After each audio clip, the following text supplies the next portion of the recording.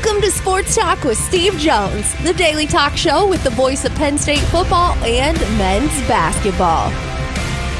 You never know what special guest may stop on by any given day. Now here's the man of the hour, Mr. Steve Jones. Robert Saleh fired as the head coach of the New York Jets. In Woody Johnson's tenure, 25 years of owning the Jets, it's the first time he has ever fired a coach in season. Now, he came from the 49ers, which should have been the first tip that he couldn't coach.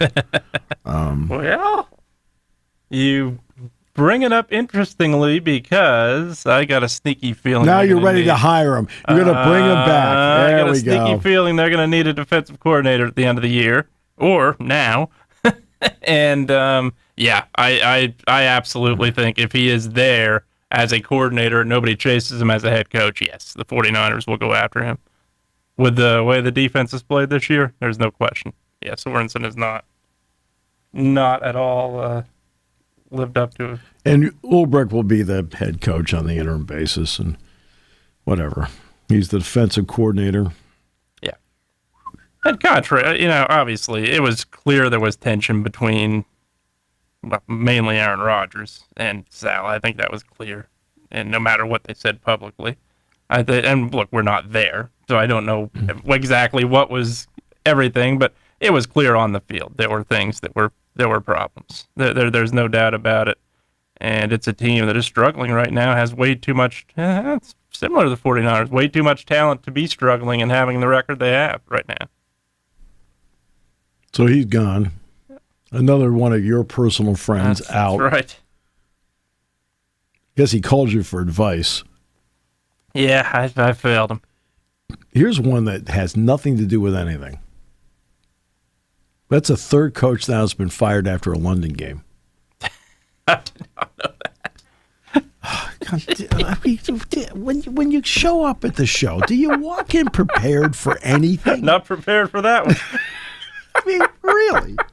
Was not prepared for that one. Because I could tell by what you wear, there's gambling losses. I mean, so you can't afford clothing. All right, next.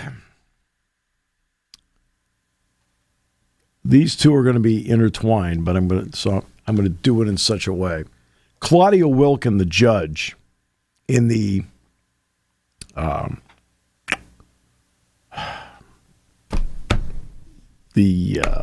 case involving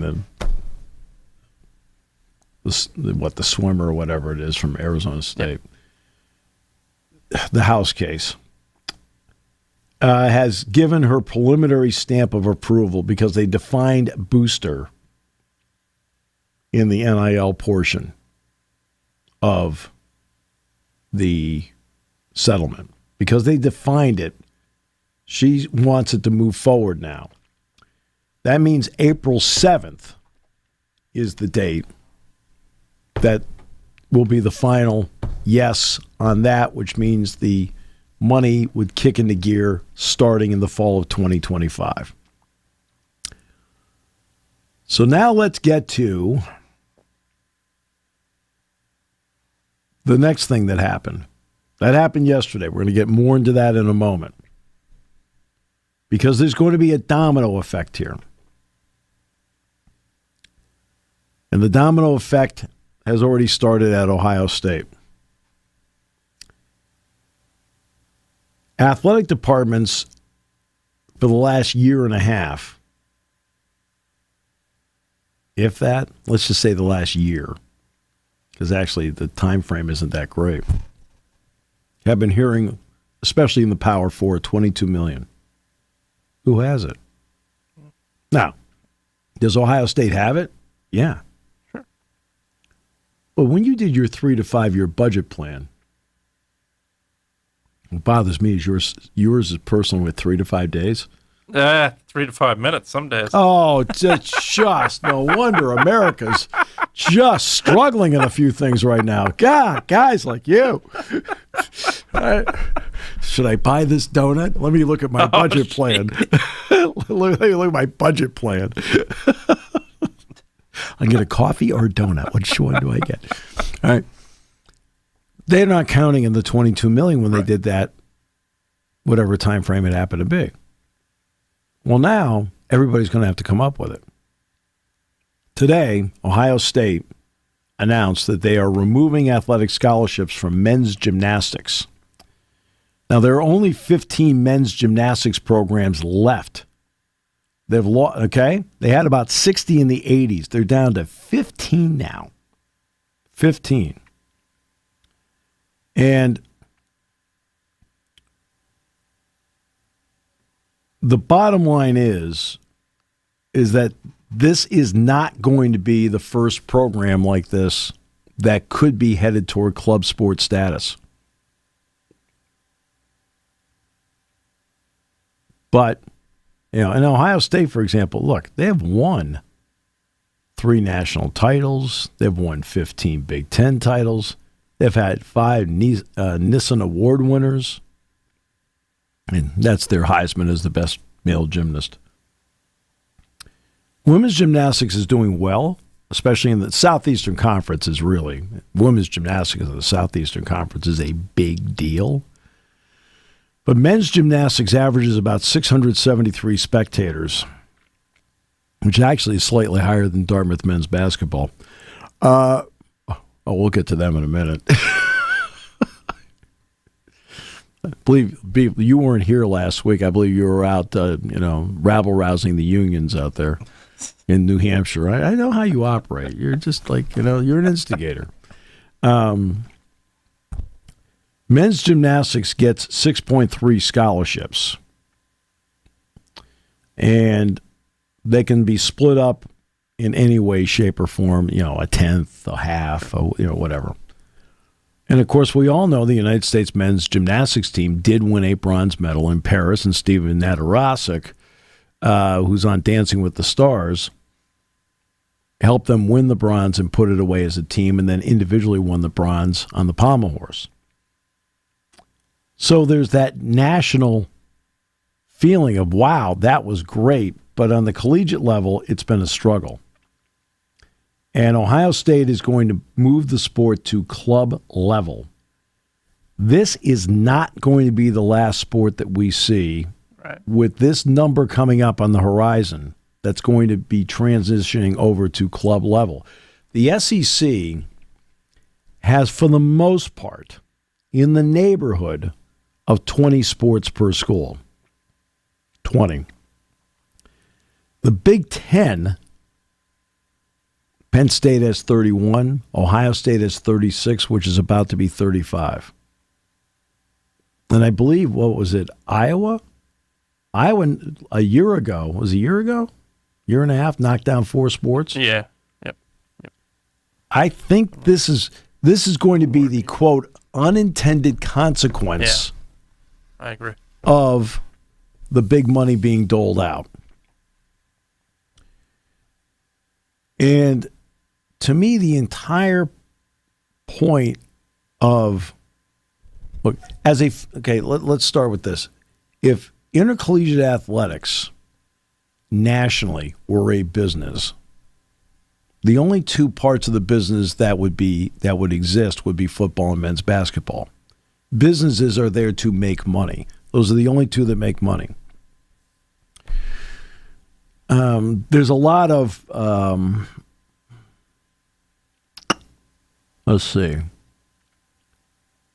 perception that other sports are making money. Au contraire, mon frere, none of them are. Okay? I don't care how successful the program is, none of them are. All right? Why would women's basketball is to be making money? No. No, it's not. Not close. Not even close. The TV contract that they got from ESPN, which was a great step forward, I think it's $135 million? Great step forward. It's $135 million a year. Yep. $65 million of that's going to go to women's basketball. Let's put it in perspective. What's the men's basketball tournament contract? $1 billion per year. Okay? $935 million more per year. That's called business. But the way the business model is set up, football to the exponential realm, and then to a smaller realm, men's basketball, make enough money to make sure that these sports can exist, thus giving the all-important opportunity to athletes. Okay? If left to their own devices, none of them make money.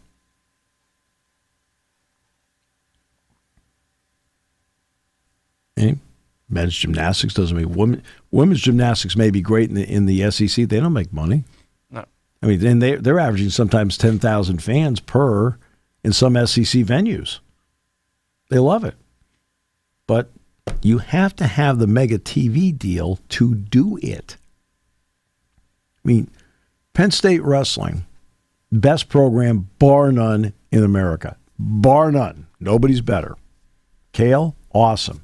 Wrestlers, awesome. Staff, awesome. Rec hall sold out, awesome. Go to Jordan Center, huge crowds. Most times selling out when they go there. Mm-hmm. Right? You know what their NCAA distribution was?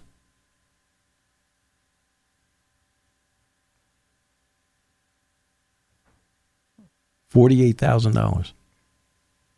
Because that's what's allocated within the contract. Now, that number is going to go up because of the new contract.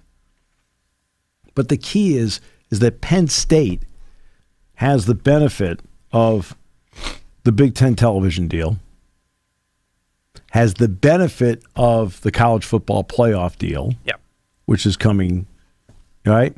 And they're in a conference that gets a lot of units in the NCAA men's basketball tournament, which can then get spread out over 6 years. I mean, Purdue made the national championship game this year. They earned 6 units. Penn State a year ago, I mean, Penn State's has not been Purdue, but they, guess what? They earned 2 units a year ago. So they will get, that's why when you hear Don Staley talking about unit distribution for women's basketball, the SEC is going to get in women's basketball 8 to 9 and maybe 10 schools into the NCAA tournament, which means they can get more of the pot based on units. And guess what? South Carolina has been consistently getting to the Final Four, thus earning 5 to 6 units themselves to then increase the distribution for everybody, if they did it that way. That's why she's campaigning for it, because they want more money. And look, South Carolina women's basketball, once again, loses money. When Tennessee came out with the ticket, the 10% ticket increase, because of the House settlement that we talked about, that now is moving forward, with April 7th being the next big deal, right? That is the drop. That's the date everything kicks into gear. And that doesn't mean lawsuits stop. There's going to be somebody that's going to sue over Title IX. There's going to be somebody that sues over back pay for whatever. Fine. Great. That's going to happen.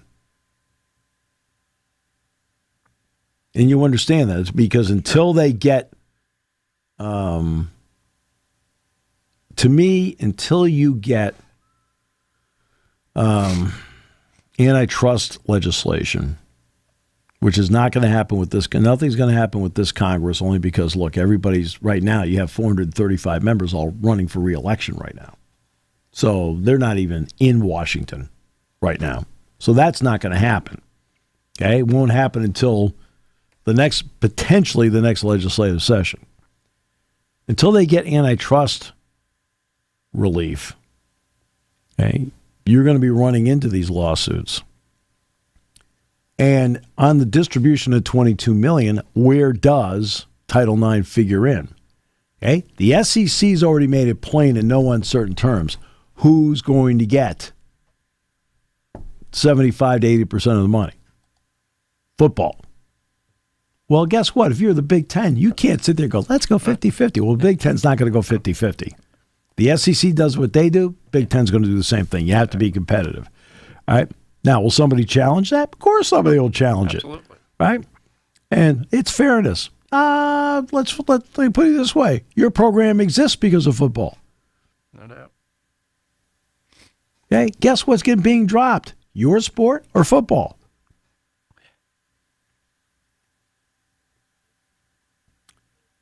Okay?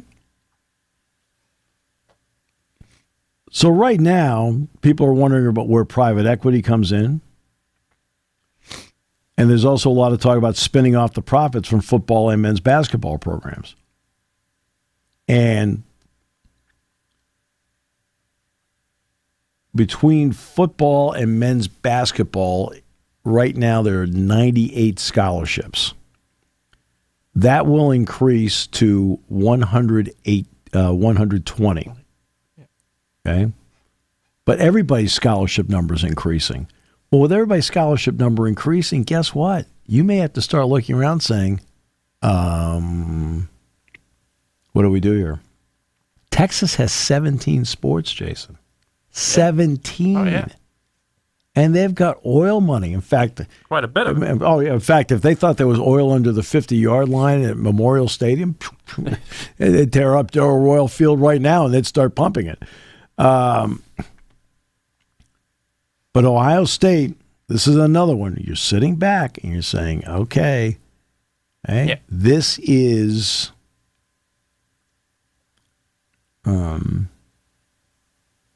okay. To me, part of the beginning of this. Clemson has already dropped swimming. Yeah. Clemson dropped swimming 2 years ago. Sure. Iowa dropped 4 sports, a year and a half ago. So, yep. Now this.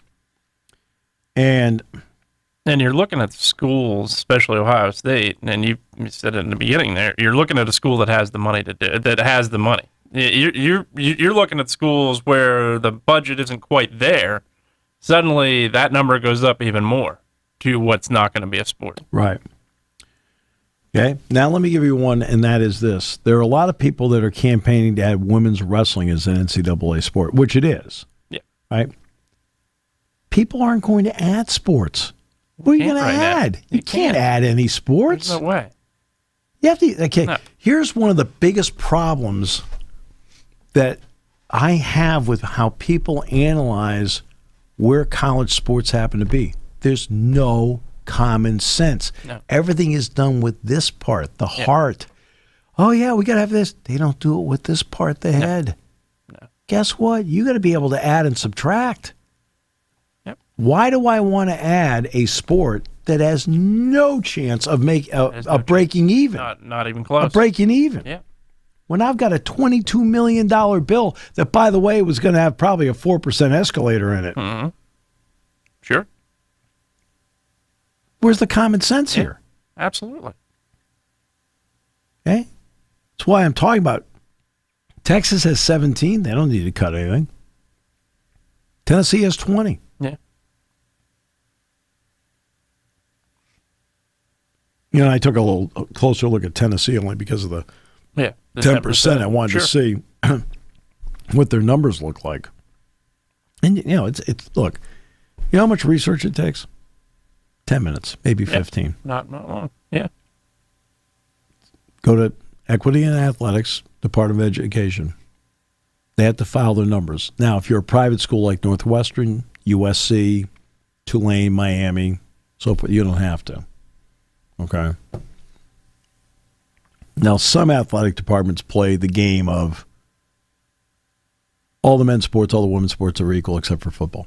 In terms of like the numbers, Rutgers is one of them. South Carolina is one, too. So you can't really find how much money South Carolina lost to women's basketball. All right? But they did. Mm-hmm. Oh, they couldn't. They sell out. They lost money. Come on. Right. Again, there's no common sense when it comes to this. Not. And I realize they're trying to promote the product. I've got that. Sure.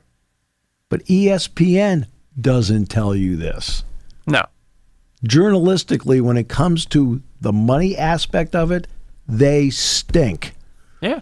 Journalistically, Sure. when it comes to this part, they stink. They don't tell you what the reality is. No, they don't. No, especially if it doesn't involve them, they're not going to tell you what the reality is. And the other part of it, and in wrestling, prime example, you look at the deals they're getting now, that money's going up, and it's still not close. It's still not even remotely close to where it needs to be in terms of making money. And that's the other part that I think a lot of people miss. Because, and this isn't everybody, there are fans that know this for sure, but I think there are a lot of fans that look at what the football players are getting in NIL deals, and that's it. They're not looking at anything else. These sports is where the opportunities, it's got to be there for them. And Right. Penn State wrestling being one of the big ones. NIL deals for guys like Carter Starachi, guys like Levi Haynes.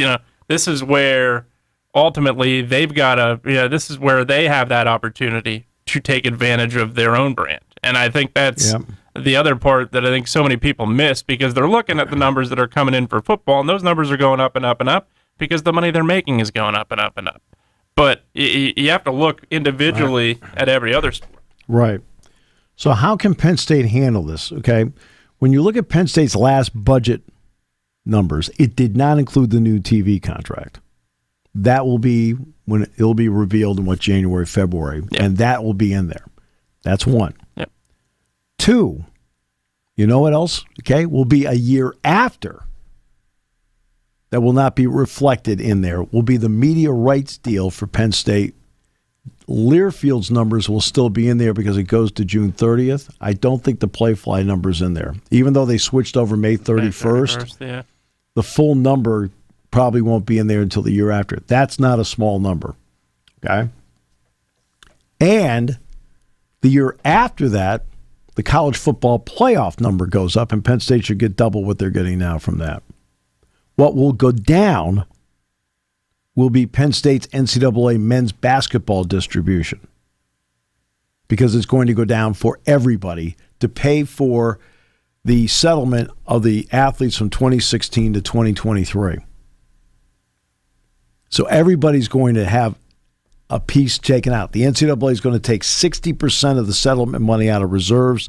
The other 40% will come from NCAA basketball distributions for the next 10 years. Okay?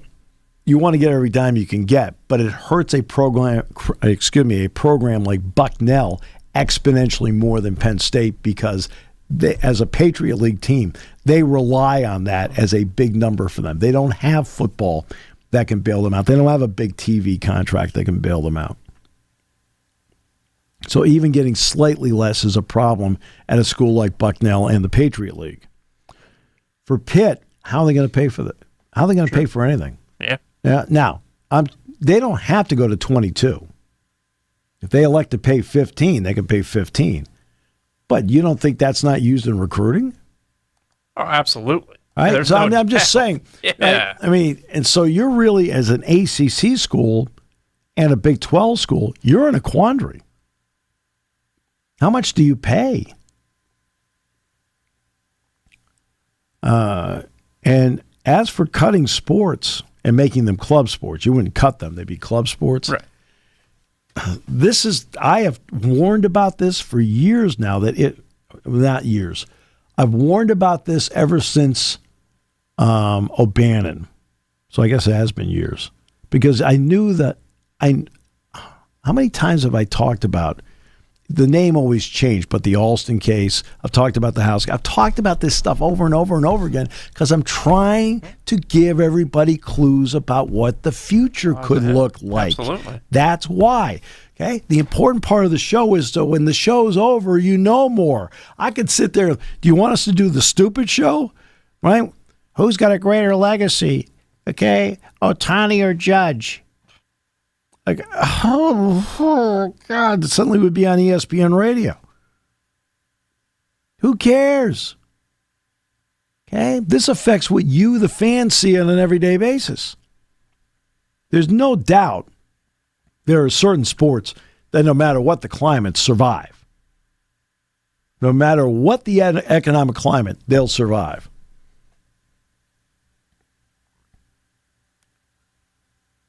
But you've got to sit back, and these are going to be hard decisions for athletic directors to make, because you have to come up with the $22 million, which then may kick into $23 million, which then eventually may be $25 million. Okay? Where are you getting the money from? And please don't say, well, they got that massive TV contract. Look, there's already money being allocated out of that. Sure. Okay? That was planned for already.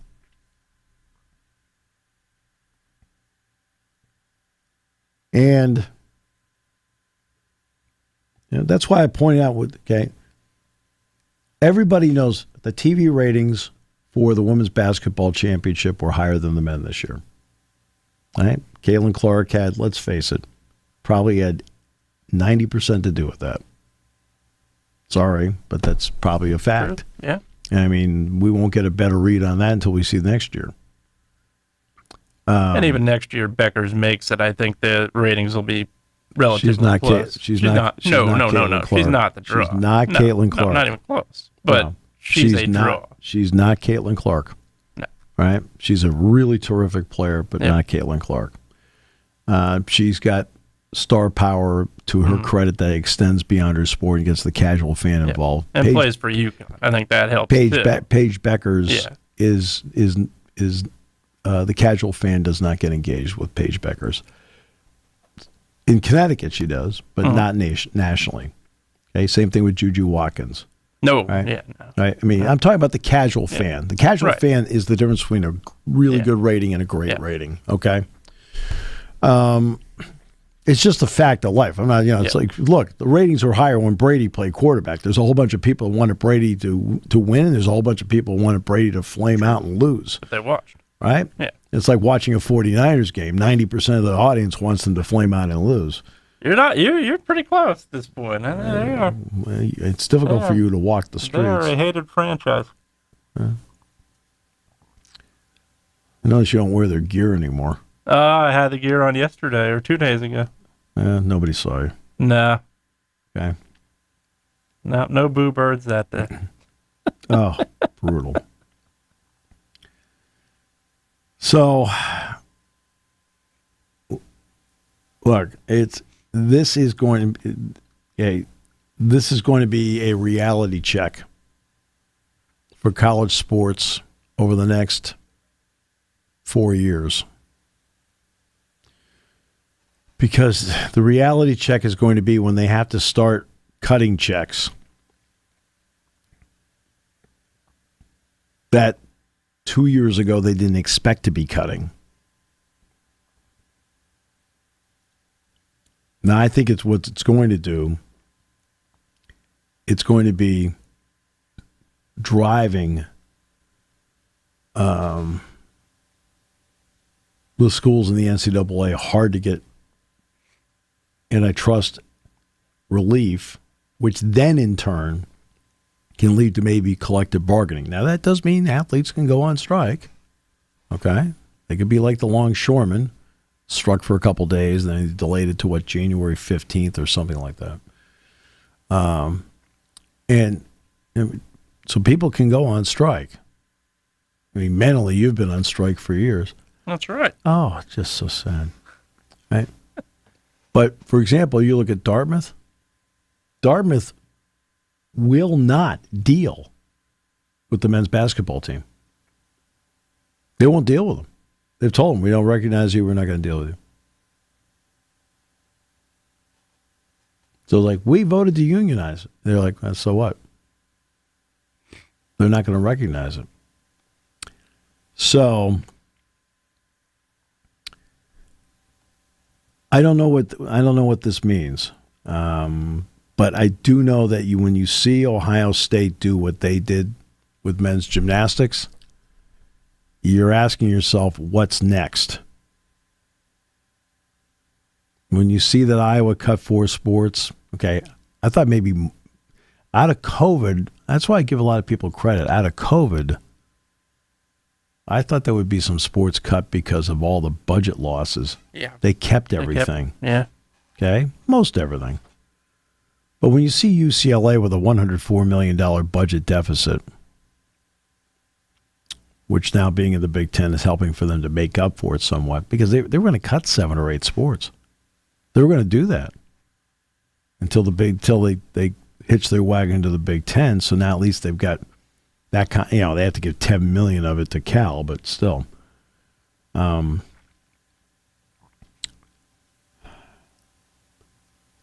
here's another part that a lot of people don't bring into account, but we have to bring in the economic reality of it. The economic reality is we've gone through 3.5 years of inflation. So, okay, I want to feed my program. Well, if your bill is up 23% at the grocery store, athletics bill is up 23% as well. Okay? Transportation. Okay? How much does it take to fly someplace? Sure. How much has that gone up? Right? Is it a little more expensive to stay at a hotel? Yep. Well, guess where teams stay? They don't stay in tents. So their expenses have been going up across the board for every sport. Right? Because your expenses in your own home have gone up over the last 3.5 years. Right? We have to take a bus from the airport to the hotel. Well, guess what? Guess what's more expensive now? Fuel. And Penn State's in California, and guess what? You think it's expensive here? Right? California is more than $1 per gallon higher. And you got to take the bus to the hotel, the bus over to the practice field, the bus back to the hotel, the bus goes to the Coliseum, goes back to the airport. You're putting miles on it. Guess what? It takes fuel. So you don't think the bus company doesn't put that into their bid? So you're already paying more just for everyday things, and now you add in $22 million per year.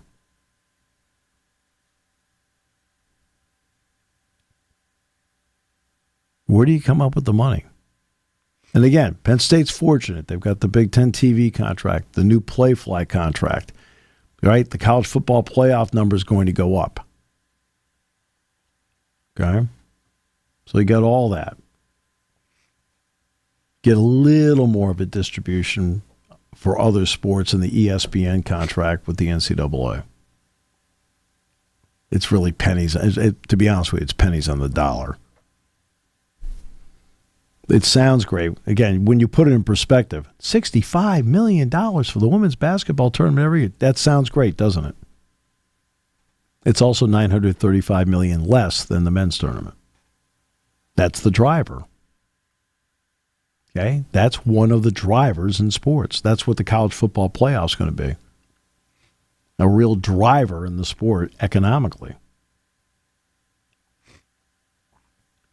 And the other day, I walked up to the field hockey complex and watched Penn State play Indiana in field hockey. Loved it. Enjoyed it.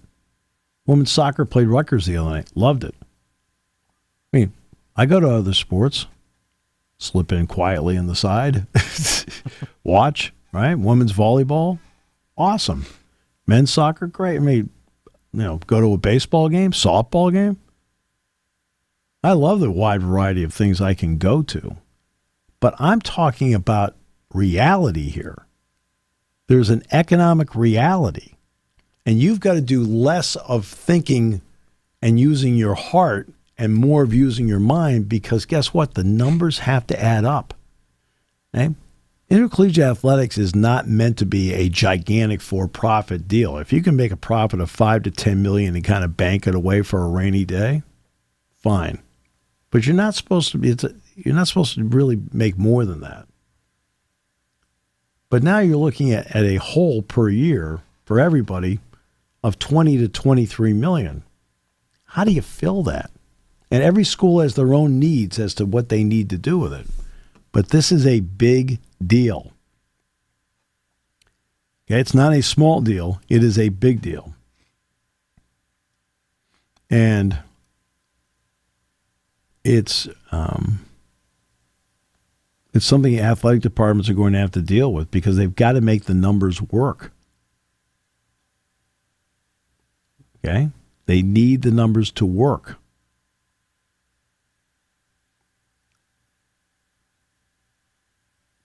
And for some schools who get a lot of money from the university, and Penn State has an autonomous athletic department, and there are many autonomous athletic departments, but there's some where like they're intertwined, like Oklahoma's one. I mean, they get money from the university and so forth.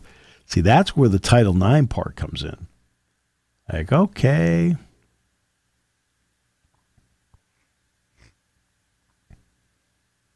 But this is, let's be honest about it, this is a math and econ 101 deal.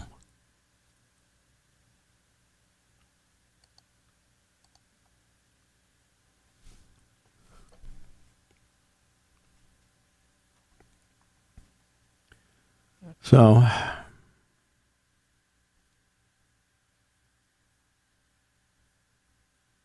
it's oh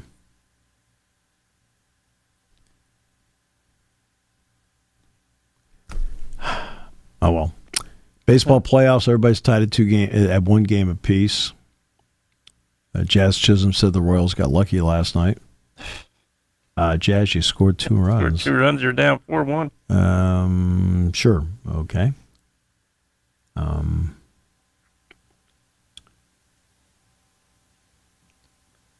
I think the one thing we are starting to clearly see in the Major League Baseball playoffs over the couple of years that they've added the wild card to 3 games, the teams that have the rest struggle early on. There's no doubt. Well, no, we see it all the time. The NCAA tournament, excuse me, the conference tournament.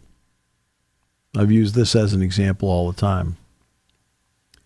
The 2 most dangerous rounds for a favorite in the conference tournament are days 2 and 3. Why? Day 2, you have teams playing for the first time against somebody who won the night before. Yep. Guess who feels good about themselves? Guess who feels like they have momentum? Feels like they're playing well? The team that won the night before. Why is day 3 dangerous? Because of double buys, you have teams playing for the first time against somebody that feels really good about themselves because they won the day before.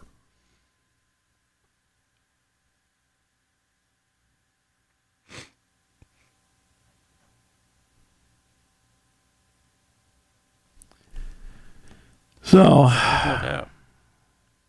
you know, it's you know,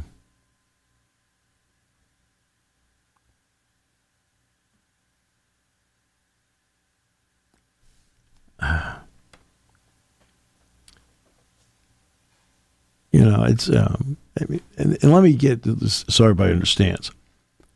Wrestling may be one of those sports for some athletic departments where they're going to take a hard look at. Nobody in the Big Ten will. No. Okay, the Big Ten will look at the wrestling and go, hey, No. the 14 schools that have it, all 14 will still have it. Okay? Yeah, you're succeeding. I mean, Well, the you're four not the 4 succeeding West Coast, financially, but you're succeeding. the 4 West Coast schools won't add it. Yeah. Well, I mean, they'll keep it. I mean, you know, everybody can talk about creative accounting and so forth. Look, okay, it's interesting when I've talked to a couple of people, like quietly in athletics, like I brought up the rest of the thing, and they look at me like there's people think there's like all this creative stuff going on with wrestling numbers to show losses.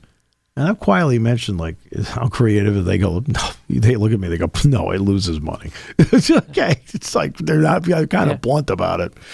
But it doesn't matter. I don't care. Okay? You need that program. Okay? They sell out. They make the university look great, awesome, incredible. I mean, it's the best program in the country. And the other 13 in the Big Ten are not going to drop it. The question is going to be, what do other schools do with it? Yeah. Okay? That's going to be a big question. That's going to be a big fight for some people trying to keep it alive at certain places because, again, you're going to Like, for example, Appalachian State is not going to, I don't even know if Appalachian State has wrestling. I have no idea. But Appalachian State is not going to pay $20 to $23 million. No. Nope. Okay? They can't. They know they have to do it, whatever their number happens. It could be $3 to $5 million. It could be whatever. But I heard their athletic director on an interview last week talking about, hey, look, we're going to have to really be creative because, we're going to have challenges. And, of course, they have even greater challenges now because they have to, they're not going to have a home football game the rest of the year because of what happened in western North Carolina. And but he's got challenges. But back to the baseball playoffs. So when it comes to the baseball playoffs, okay, Aaron Judge did get a hit last night. Since 2020, you want to know what his batting average is in the playoffs? It's not even 200. Not even close. He is, with the hit he got last night, he is 11 for his last 77. And has a 35% strikeout rate, which is a record.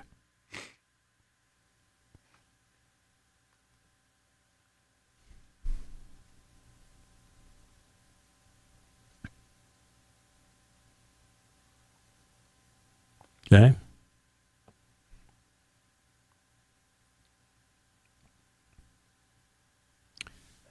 And, Ohtani has so far pulled a Mike Trout. Homered first at-bat, no hits since. Did the same thing. Trout did that against Kansas City. Again, that's interesting. Yeah. Meanwhile, I think I saw Christian McCaffrey in the building earlier doing commercials. Seems to be, like cashing in on doing a lot of nothing. That's right. And you want to hire Robert Saleh. I think he's got to be talked about in terms of helping the defense in some way. Obviously, you're not going to say, Nick Sorensen, you're fired, Robert Saleh, you're hired tomorrow. But I think you may gradually bring him in as, the assistant to the assistant to the assistant, and then suddenly this time next year, oh, wow, defensive coordinator Robert Saleh is back. Yeah, I don't think there's any doubt that team could use all the help it needs defensively. Yep. Yeah, and I think in terms of baseball, that's what separates guys you look at. Greatness is greatness, and I get it, but people always talk about, where's this guy's legacy? Where's this guy's legacy?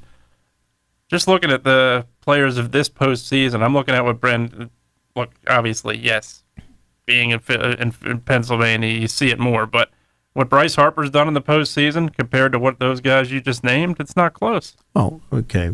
Let's talk about the great legacies ever. Yeah. Okay, so I'm going to mention some great all-time players obviously. And some more recent. Yeah. Babe Ruth. Sure. Okay, obvious. Mm-hmm. Ruth, for 32 years, held both the record for home runs in the World Series and consecutive scoreless innings pitched in the World Series. 32 years, same guy. Yeah. Okay. Mickey Mantle. That Mantle was incredible. Reggie Jackson. Yeah. Yeah. Okay. Derek Jeter. Oh, yeah. Absolutely. Right. Mariano Rivera. Yeah. Okay. Sandy Koufax. Mm-hmm. Yeah. Bob Gibson. Yeah. Excuse me. Okay. David Ortiz. Okay. Kirby Puckett. Yeah, absolutely. David Ortiz. Yeah. Okay. People remember great seasons. April to September. Sure. But in October, people really remember you. Absolutely. Suddenly out of nowhere, David Ortiz is hitting 680 in the World Series? Really? People remember that part. Yeah. Hey, Barry Bonds did nothing until the one World Series and the one postseason in 2002. Yeah.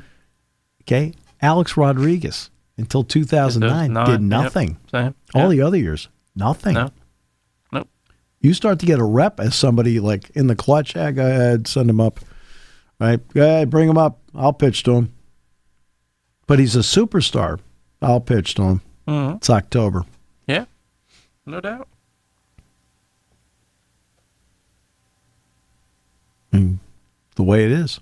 Yeah. Right? And some guys just, for whatever reason, and they're not pitching around these people. No. Otani struck out 3 times the other night. Yeah. Okay? Judge Darvish struck out. went right at him. Okay? Okay? Judge struck out 3 times the other night. Okay? Yeah. They're not pitching around them. No. Nope. Nope. They're pitching to them. Right. And executives, not just fans, executives and those who manage baseball teams as a whole are going to remember this. You go back to Cardinals-Astros series how many years ago? Cardinals couldn't get Carlos Beltran out. That's the reason he got the contract in New York he got. Right. Yeah, there's no doubt. Exactly right. And that's a big deal. Absolutely. The same thing with pitchers. Certain pitchers, they may not be the greatest pitcher in the staff or whatever like that. But, like, for example, Andy Pettitte was outstanding in postseason play. Madison Bumgarner.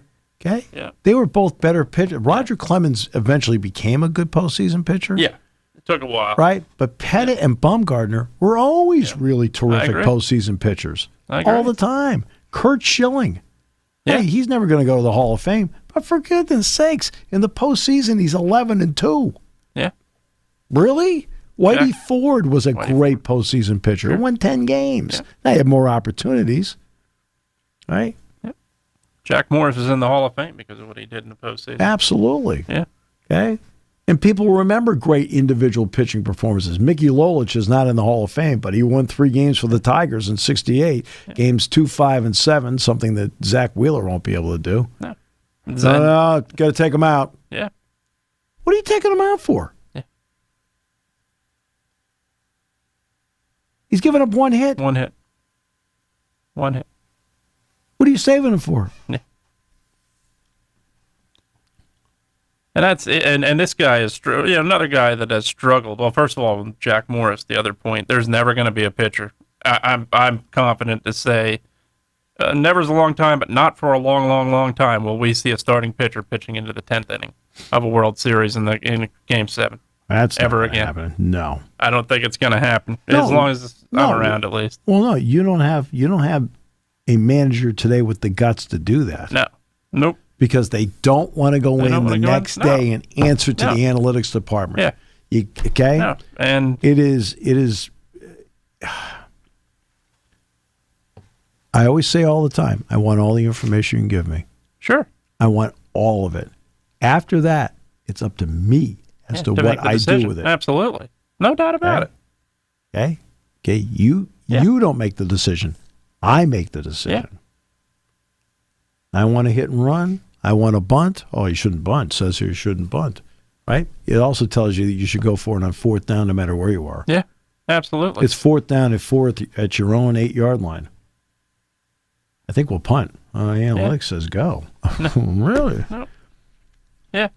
Yeah. Clayton Kershaw is heading to the Hall of Fame. I don't think there's any doubt about that. Yep. Probably first ballot. But what he did in the postseason is still a question mark. I mean, he was a roller coaster in the postseason. Completely. There's some days some days not so much, Right. I mean, it's and certain teams, unfortunately, the way it goes in baseball, sometimes certain teams have your number. Cardinals had his number.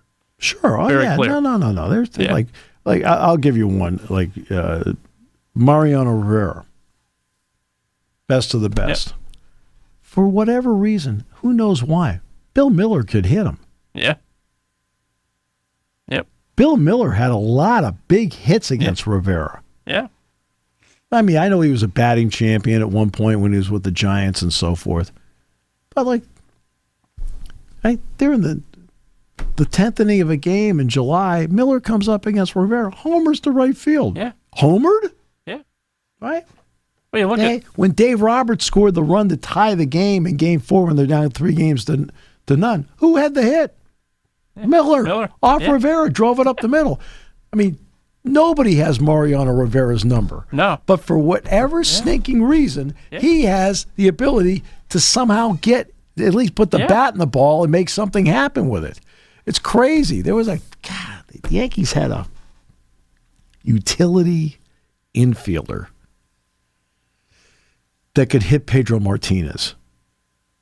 So they'd start him against the Red Sox when he pitched because he's the one guy that could hit him. Like, okay, great. It's like, jeez.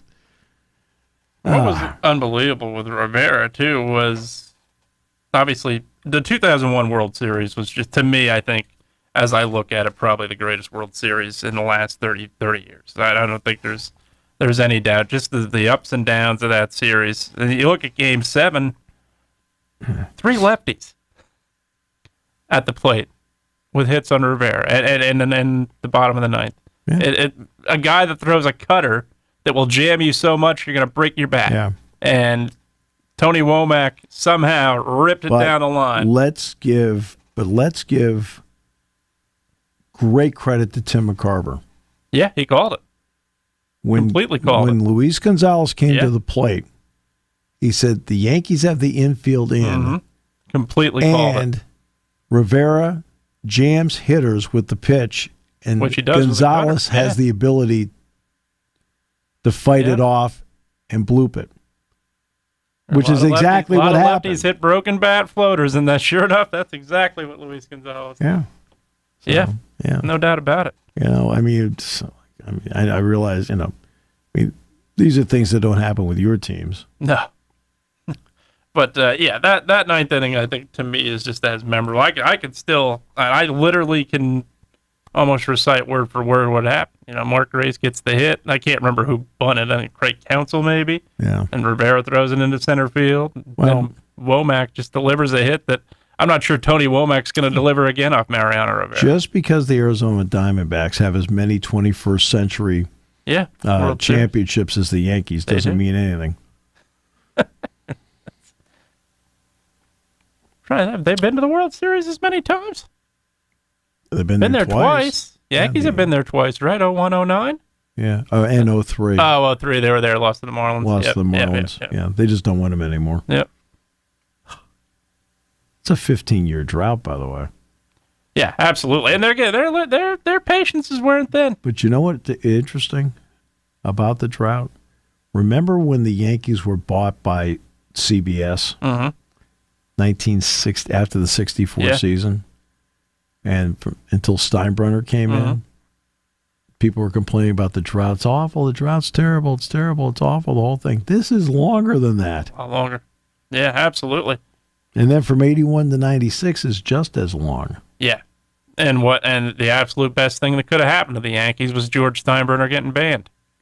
Yeah. Because suddenly they come in and they build their minor league system. And that minor league system is the core 4 that became champions. Yeah. Charlie Winter, last Jets head coach, fired during the middle of the season. Your guy, Robert Saleh, who, you guys are desperately trying to get back. They may have him on speed dial. I'm pretty sure on that one. Really? After watching this epic fail? No, I'm just kidding. I actually think he's a really good coach. He's great, certainly a great coordinator. I don't think there's any doubt about that. Very clearly. I just think they've got a bad situation. They do. Well, they've got a bad situation.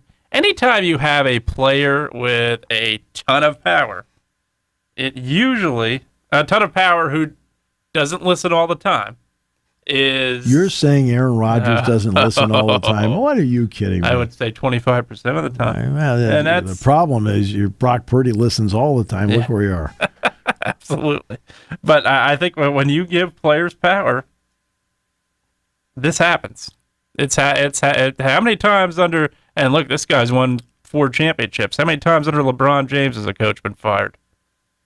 Quite a few.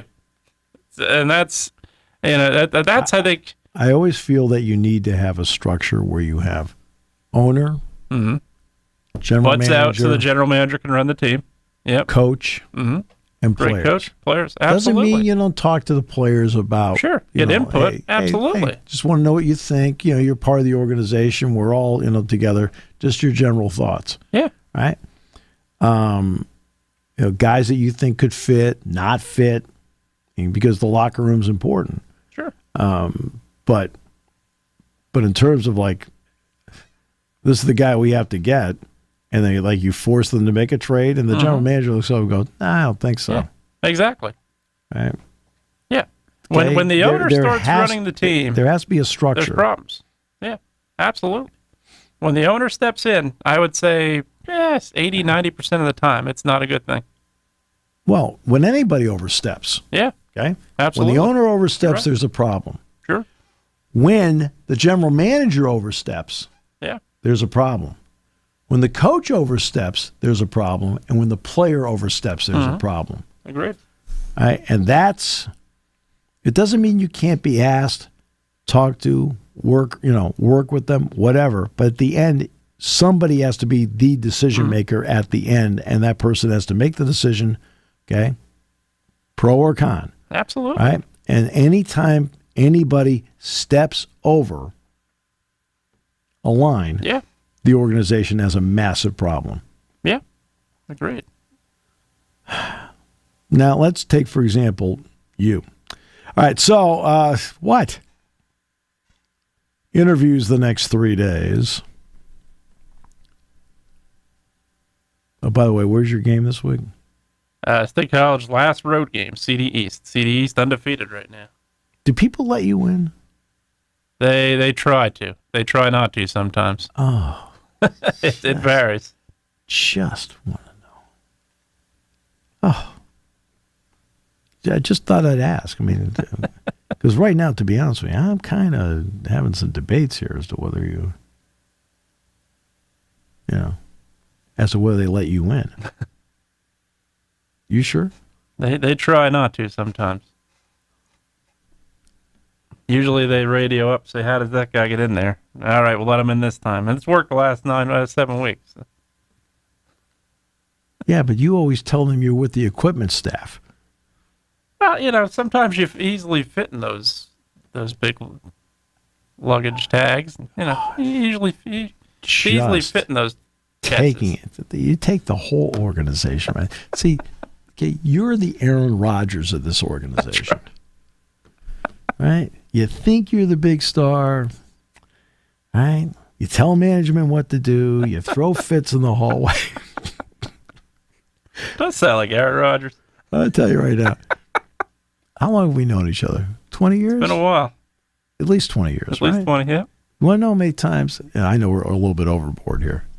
You know how many times I've seen him get mad about anything? Zero. Doesn't happen often. Zero. Not one time I've ever seen him get upset about something. It doesn't mean that there haven't been times where I think that they've stepped on him, because you have been stepped on a few times, right? And you always seem to shake it off and, okay, I'll do what's best in the whole thing. But as you know, I will always have your back, despite, like to your face, crushing you all the time. I can't take the total fun out of it. But no, seriously, I mean, Absolutely. all this time, he never once have I seen him even remotely show he was upset about something. Right? Now, when it comes to talking about Patches the dog, now that I will admit, you are, I mean, that sweet little animal. Oh, God. Such a sweet dog. The lies you've told about that thing. Lies, I tell you. Lies. All right. So we have interviews coming up in the next 3 days.